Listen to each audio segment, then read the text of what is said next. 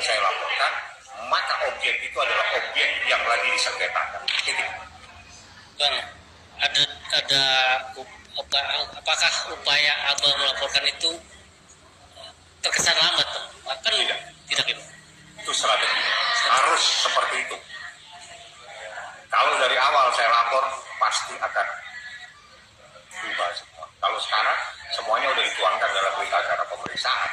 Dalam BAP dan semuanya itu adalah rekaman ini yang selalu disebut. Ini tidak mungkin. Kalau Anda mau rubah aja semuanya total. Ya, sekarang objek yang dijadikan dasar, objek rekaman tersebut yang dilampirkan menjadi barang bukti itu sekarang saya persoalkan. Dan itu menjadi objek barang bukti yang bersengketa. Silakan nanti kita uji di pengadilan seperti apa. Itu jelas semua barang bukti itu harus sah. Tidak boleh ada barang bukti yang patut diduga melanggar hukum. Itu saja. Nah, kalau pada saat sekarang seperti ini tidak mungkin bisa merubah semuanya. Tidak mungkin akan kembali ke belakang untuk memperbaiki semuanya. 40 hari ke depan hingga tanggal 2 Mei. Mau P21 aja mesti pakai bukti tambahan. Guys, doain aja nih ya, minggu depan pasti rame nih. Karena masa perpanjangan penahanan Nick Mir itu udah beres loh tanggal 2 Mei. Nah, semoga Nick Mir ini saat dilepaskan itu keluar SP3 dari pihak kepolisian. Supaya Nick Mir ini saat dilepaskan tuh bener-bener bebas dari segalanya dan penyidikan pun dihentikan. Tetapi kalau saat Nick Mir ini dilepaskan tapi belum ada SP3, ini juga agak waspada. Karena apa? Walaupun dilepaskan, tetap aja proses penyidikan masih bisa berlangsung. Ya, dan semoga kita doain aja nih dalam seminggu ke depan tidak sampai P21. Kalau sampai P21 buat gue pribadi ya, ini meragukan loh. Kesannya seperti dipaksakan. Kenapa? Karena pertama, yang gue dengar katanya jaksa pun sampai P19 melimpahkan berkas perkara lagi ke kepolisian karena dianggap belum lengkap. Lalu RG katanya setelah 2 minggu masa perpanjangan penahanan kita misalnya itu malah memberikan tambahan bukti lagi. Yang artinya kan bukti yang udah ada itu sebenarnya benar-benar tanda tanya gitu istilahnya. Artinya nggak lengkap. Makanya jaksa terus mengembalikannya lagi dan dianggap tidak lengkap. Ya, jadi kalau berdasarkan ini semua, pandangan gua, kalau sampai P21 itu kayaknya kesannya dipaksakan. Dan kalau sampai P21 itu terjadi, maka Nick Mir pun belum bisa lepas tuh. Karena beralih dari tahanan kepolisian menjadi tahanan kejaksaan. Ya, kita semua memang sedih. Tapi gue yakin sejelek-jeleknya Nick Mir kalau sampai ada P21 prima kejaksaan, tetaplah gue yakin saat pengadilan Nick Mir pasti akan bebas. Kenapa coba gue bilang gitu? Ingat gak kalian? Waktu Nick Mir pertama kali tahan pun dia santai, bahkan keren fashionnya. Terus yang terakhir gue lihat kemunculan Nick Mir pada saat jadi saksi Isa Sega di sana, Nick Mir tenang loh dan dia dandan cantik loh, walaupun berstatus tahanan di sana. Beda kalau misalnya orang lain kalau statusnya tahanan kan seenggaknya kucel atau apa, stres atau apa. Nick Mir enggak, dia santai. Artinya memang sudah ada strategi dan dia sudah tahu jalan ceritanya seperti apa.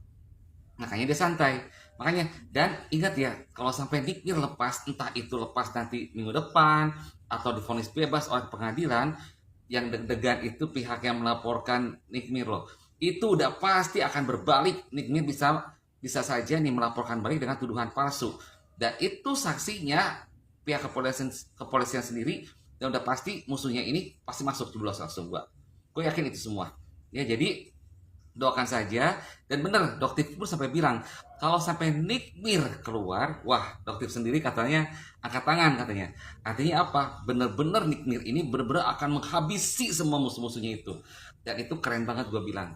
Ayo maju Nick Mir, gue percaya apapun yang lo lakukan itu demi membela masyarakat, tidak ada unsur pemerasannya. Karena aneh, kalau benar-benar ada unsur pemerasan, tidak mungkin cicil, tidak mungkin ada negosiasi, dan tidak mungkin tiba-tiba menawarkan diri malahan ngasih uangnya kalau produknya tidak bermasalah.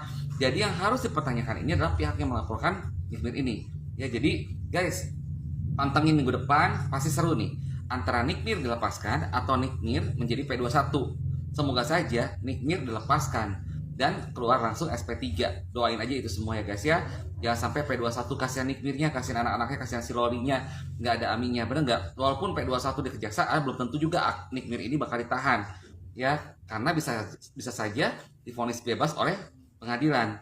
Nah, cuma gue bingung nih, katanya dalam tingkat pengadilan itu, tingkat kepolisian, ada yang dinamakan perkara sulit, perkara sangat sulit, atau perkara sedang. Nah, nggak tahu nih Nikmir ini masuknya perkara apa. Yang gue baca sih katanya ini termasuk perkara sulit. Yang gue khawatirin ada perpanjangan penahanan lagi di pihak kepolisian. Dan kalau seandainya ada perpanjangan lagi penahanan di pihak kepolisian, itu termasuk ilegal loh sebenarnya. Ya, jadi doakan aja buat Ami Nikmir, semoga cepat beres. Sabar Nikmir, 6 hari lagi kita lihat. Oke? Hari ini udah selesai ya dari ahli-ahlinya Mami Online, tapi para media udah kabur semuanya karena tidak berani melihat fakta. Media apa itu? Giliran yang saksi mereka aja belum. Iya kan? Mana media pada kabur melihat fakta yang ada, ya kan? Soalnya yang datang Bapak Roy Suryo, Dokter Yongki, ya? Iya, ya. Nggak ahli-ahlian. Ini ahli sesungguhnya, bukan ahli kubur, ahli kuburan, ahli neraka, tidak, ya. Pertanyaannya kenapa media nggak mau liput? Iya, itu, ya kan? Media kabur. Mana yang koordinasi tadi yang baju belang-belang? Tunggu, boom. Nikita resmi melaporkan Pak Sutri pasangan suami istri manusia silver manusia abu-abu itu. Menyala lu, menyala. Cuy, mam. Nah, udah. Kalau gua kata mah ya, udah itu udah akurat sekali itu buktinya 6 sampai 10 tahun penjara. Masyarakat Indonesia Raya Merdeka ini pun tahu, udah terdengar semuanya. Pak Kepolisian, saksi banyak sekali Pak ya. Satu Indonesia Raya Merdeka ini. Kalau bisa menjadi saksi atas rekaman tersebut yang beredar luas. Itu sangat tersebar luas, Pak. Semuanya siap menjadi saksi. Gue gak kebayang kalau misalnya saksi diperbolehkan gitu banyak ya, karena kan banyak banget gitu yang mengetahuinya gitu kan. Udah, untuk gak kuat gue guys. Semangat buat si manusia silver abu-abu itu ya. Persiapkan mentalmu. Makanya hati-hati sama orang yang tenang seperti air. Air tuh diam tapi menghanyutkan. Boom. Bokir, kayak doktif dong. Kamu ini cowok apa cewek sih? Sama saat datang ke tempatnya Sahrul, sidangnya Sahrul. Ini apa namanya, sidangnya Sahrul pakai bawa bapake. Kau sama bawa bapake kayak doktif aja sendiri. Ih, Bokir. Jadi mereka sekarang lagi sidang guys. Jadi si Bokir ini kemungkinan akan menjadi saksi yang meringankan si Sahrul. Ya, jadi dokter bilang ini sebenarnya lucu sih skincare ini. Jadi memang mau nggak mau, suka atau tidak suka, ternyata akan ada dua kubu. Ya, yang sebenarnya dokter ini bukan kubu-kubuan, yang jelas dokter ini musuh dari si penista agama. Siapapun, tapi dalam kasus ini adalah si Sahrul, ya. Dalam kasus ini adalah si Sahrul. Oke. Jelas dapat duit ya. Iyalah. Lumayan lah ya. Lumayan lah. Doktif nggak perlu bahas kali ya, nggak perlu bahas. Oke. Nanti nggak perlu bahas. Kayaknya kalian udah pada cerdas deh. Sekarang kan masyarakat udah pada pinter. Tuh. Kan seneng doktif liatnya, tapi kenapa harus sama lawyernya sih? Kenapa nggak berani sendirian? Padahal kamu tuh cowok loh, Bokir. Harusnya kamu itu kalau mau jadi saksi tuh cowok sendirian, doktif sendirian.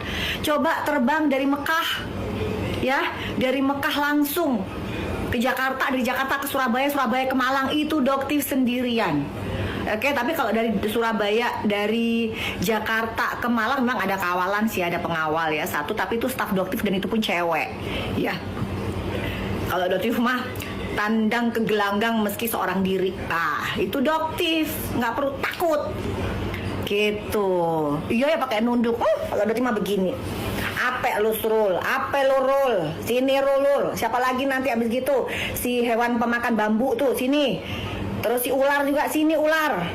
Hadepin sini, giliran ini. Kan kamu bilang, sekalian guys jangan percaya ya kalau di medsos itu seolah garang. Doktif nanti bakalan garang ya di sidangnya kamu ular.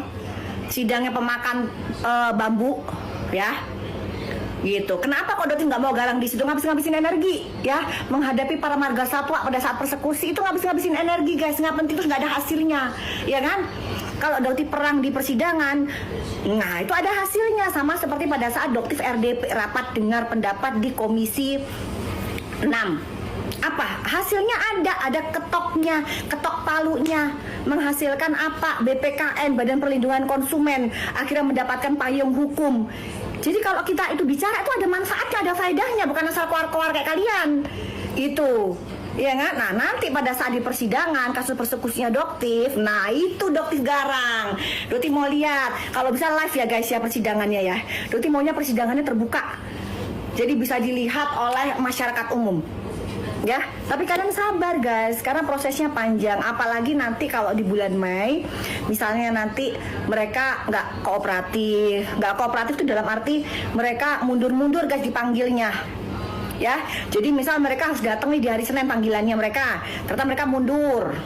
Ya, habis itu nanti yang lain-lainnya mundur lagi. Karena banyak ya guys, saksi yang dipanggil tuh banyak banget. Jadi segerombolan yang kemarin yang persekusi Doktif tuh bakalan dilaporkan semua, sudah dilaporkan sih. Jadi akan dipanggil semua. Dipanggil kembali, ya. Apalagi nanti dipanggil kembali sebagai tersangka gitu ya. Jadi nanti kita akan berperang di persidangan, hadepin Doktif di situ.